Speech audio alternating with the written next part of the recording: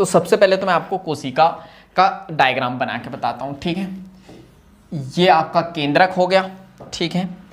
इसके बाद बना लेते हैं हम लोग कोशिका झिल्ली।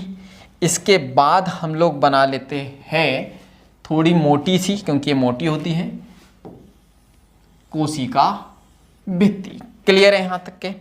इसके बाद हम लोग यहाँ पे बात करते हैं तो इसके अंदर कोशिका द्रव्य भरा होता है, ये आपको याद रखना है, ये कोशिका द्रव्य हो गया।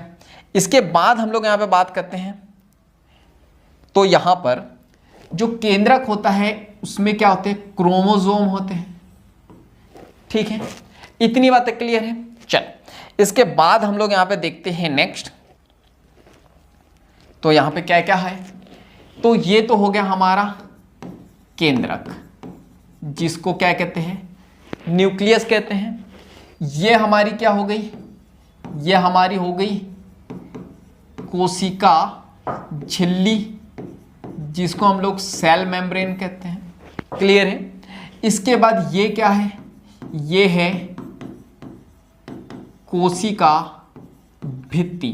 क्लियर है? जिसको हम लोग सेल वॉल कहते हैं। अब यहां पे बात करते हैं, ये केंद्रक के अंदर ये क्या है, तो ये है गुणसूत्र। क्लियर है? और गुणसूत्र के अंदर क्या होता है, डीएनए। ये आपको याद रखना है, क्वेश्चन आते हैं। अब बात करते हैं तो ये क्या है, ये है कोशिका द्रव्य,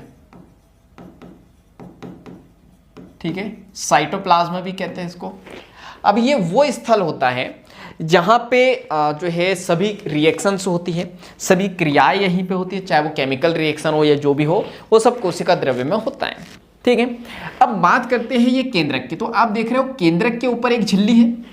भाई केंद्रक आपको दिखाई दे रहा है, यानी उसके ऊपर एक झिल्ली है।